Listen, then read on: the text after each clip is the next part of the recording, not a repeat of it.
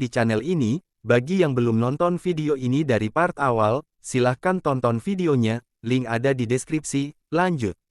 Hansen dia berkata kepada pemilik toko itu, kalau dia bisa menagihkan hutangnya apakah bos itu mau memberikan uang sponsor kepadanya. Mendengar itu bos toko Bun berkata, kalau kau benar-benar bisa mendapatkan uang itu maka aku akan menggunakan uang itu untuk biaya sponsor kalian. Lalu dia menyuruh Hansen untuk pergi ke toko buah di seberang jalan. Terlihat pemilik toko buah itu penampilannya sudah menyeramkan guys. Apalagi kalau ditagih hutang ya guys makin ngeri. Orang-orang yang melihat aura pemilik buah pada ketakutan guys. Si sinis dia sudah merasa di atas angin. Dia berpikir kalau Hansen bakal ketakutan dan tidak bisa mendapatkan uangnya. Lalu Hansen segera meminta surat perjanjian hutang itu kepada pemilik toko. Lalu panel beralih ke sebuah kedai penjual buah. Terlihat pemilik kedai itu dia sedang memotong semangka dengan aura yang tak menyenangkan. Hansen yang ditemani kawan-kawannya, dia pun datang menghampiri toko kedai buah tersebut. Si sinis yang melihat Hansen beranjak pergi ke toko itu dia bertanya kepada Zuo, dia sambil diselimuti rasa gelisah dalam hatinya berkata, apakah menurutmu dia bias mendapatkan uang itu? Tidak tahu kenapa kau bertanya kepadaku, jawab Zuo kepada si pria sinis itu. Paman pemilik toko buah yang melihat Hansen datang ke tokonya dia berkata, hei apa yang kau inginkan? Hansen lalu menjawab sambil tersenyum, hei paman aku datang bukan ingin membeli buah, tapi aku ingin. Paman segera membayar hutang sekarang juga, paman pemilik toko yang mendengar perkataan Hansen itu dia seketika langsung mengintimidasi Hansen. Hutang apa yang kau ingin aku bayar, ucap pemilik toko itu, teman-teman Hansen. Yang melihat intimidasi itu, seketika tubuh mereka merinding ketakutan, Hansen. Dengan sikap tenangnya dia mengambil potongan kecil semangka itu dan memakannya, dia berkata paman saya adalah pemilik toko alat tulis di seberang, dan aku mendengar kamu berhutang 3.500 yuan kepadanya dan sampai saat ini kamu belum membayarnya. Lalu paman pemilik toko itu berkata kepada Hansen, sejak kapan Jihua memiliki keponakan, aku tidak pernah mengetahuinya. Kemudian, Hansen menjawab, Anda tidak perlu memikirkan semua itu, bagaimana dengan hutang 3.500 yuan yang belum dibayar? Paman itu berkata, nak biarkan aku menjelaskan kepadamu aku tidak berhutang 3.500 yuan kepada pamanmu, aku tidak peduli, kata paman saya segitu jumlahnya, dan saya hanya disuruh untuk mengambilnya, ucap Hansen menimpali.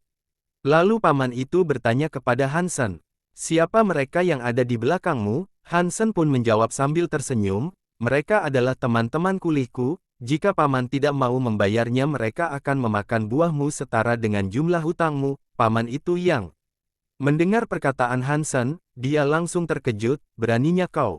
Paman itu pun bergegas masuk ke dalam tokonya, lalu dia keluar sambil menunjukkan surat perjanjian hutang kepada Hansen, diketahui paman itu hanya meminjam uang sebesar 2.500 yuan tapi Hansen menaikkannya menjadi 3.500 yuan, wajar saja kalau paman itu tak terima, tapi ini semua adalah trik yang disengaja Hansen agar paman itu mau mengakui hutangnya, lalu Hansen dengan wajah pura-puranya dia melihat kertas itu sambil berkata, oh iya jumlahnya 2.500 yuan, sekarang kembalikan kertasnya cepat, kata paman itu kepada Hansen, paman itu yang sudah terpancing dengan permainan Hansen, lalu dengan lantang Hansen berkata, paman sekarang sudah banyak saksi dan di sini sudah ada bukti fisiknya di tanganku bahwa kamu benar-benar telah berhutang, sekarang cepat kembalikan uangnya, paman itu pun terkejut sambil berkata, beraninya kau menipuku. Lalu teman-teman Hansen di belakangnya pun berteriak kepada paman itu, mereka menuntut agar paman itu segera mengembalikan uangnya, melihat situasinya yang semakin kacau, paman itu pun tersulut emosi dan berteriak kepada mereka semua, memangnya kenapa kalau aku tidak mengembalikannya? Mendengar keributan itu datanglah seorang petugas keamanan, dia langsung menegur paman itu yang sudah membuat keributan di tempat ini. Paman itu yang tak mau terkena masalah dia langsung meminta maaf dan segera membayar hutang 2.500 yuan kepada Hansen. Singkat cerita Hansen pun menunjukkan uang itu ke paman pemilik toko alat tulis, paman itu yang masih tak menduga bahwa Hansen berhasil menagih hutang kepada orang itu, padahal dirinya sudah lama menyerah, mengingat betapa keras kepalanya orang itu saat ditagih hutang, tapi anak ini benar-benar mampu melakukannya." Di tengah kesenangannya Hansen langsung mengambil uang itu dan berkata, "Sekedar mengingatkan, uang ini sekarang milik kami," ujar Hansen. Seketika paman itu tak terima, "Ini tidak masuk akal, kau bisa mengambil 500 yuan jika kau mengambil semuanya itu terlalu banyak." Lalu teman Hansen menimpali, "Bos, apakah kamu sudah lupa, bahwa siapapun yang bisa mengambil uang ini maka dia akan memilikinya?" Paman itu pun menjawab, "Aku hanya asal bicara." Lalu teman Hansen berkata lagi, "Itu salahmu, kau berbicara begitu dan kami menganggapnya serius." Lalu Hansen memberikan uang sebesar 501 yuan kepada gadis klub itu, mengingat wakil ketua klub sebelumnya berhasil mengumpulkan 500 yuan. Mereka semua yang menyadari bahwa itu sebuah hinaan bagi mereka. Gadis itu pun menerima uang itu dengan kesal. Dengan ini Hansen unggul hanya dengan 1 yuan saja, guys.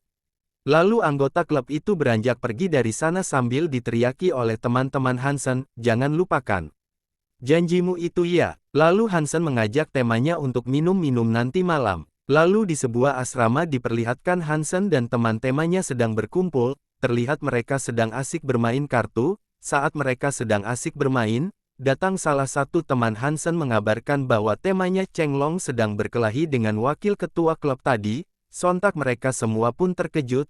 "Apa wakil ketua klub si Zuo itu?" ujar salah satu teman Hansen berbaju oranye. Lalu Hansen bertanya, "Sekarang di mana mereka berdua?" Akhirnya mereka segera menuju ke tempat di mana temannya sedang berkelahi. Terlihat banyak kerumunan sedang berkumpul, bahkan gurunya pun sudah ada di sana. Lalu Hansen menerobos masuk.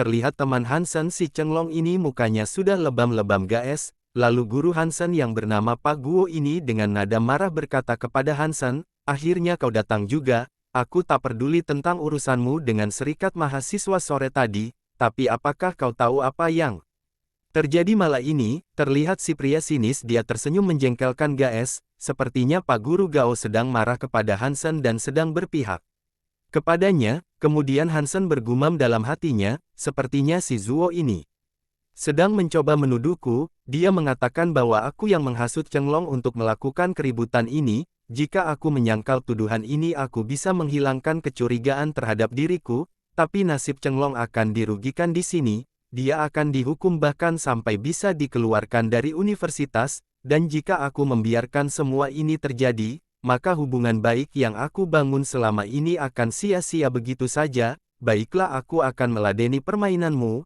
Lalu guru itu berkata, "Hansen, apa kau tahu apa yang terjadi di sini?" Lalu Cheng Long berkata, "Guru, ini perbuatan saya." Hansen tidak.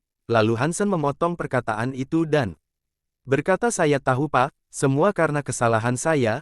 Lalu guru Guo menjelaskan kepada Hansen, "Kamu adalah monitor kelas, tapi kamu malah terlibat sebuah pertengkaran. Kamu harus menjelaskan semuanya kepada kami." Lalu Hansen menjawab, "Baiklah, aku akan menuliskan semuanya malam ini." "Kamu harus menuliskan semuanya malam ini dan meminta maaf kepada Zuo lalu memberikan catatan itu kepada kami segera," ungkap guru Gao kepada Hansen. Lalu Hansen pun meminta maaf kepada Zuo, dan kemudian guru Gao pun menyuruh para siswa untuk bubar dan kembali ke asrama masing-masing. Lalu Hansen menyuruh Cheng Long untuk kembali ke asrama terlebih dahulu. Terlihat di raut wajah Cheng Long terpancar rasa bersalah yang dalam. Dengan berat hati Cheng Long pun segera kembali ke kamar asramanya. Lalu saat semua orang sudah pergi, Hansen yang masih tetap di tempat itu bersama si Zuo ini, dia berkata, "Sudah tidak usah berpura-pura lagi di depanku." Dengan tatapan mengancam Hansen berkata, "Kalau kau bukan mahasiswa sini, kau pasti sudah mati. Aku harap saat di luaran sana kau lebih berhati-hati lagi," ujar Hansen sambil beranjak pergi dari sana. Zuo yang melihat ekspresi Hansen dia hanya terkejut.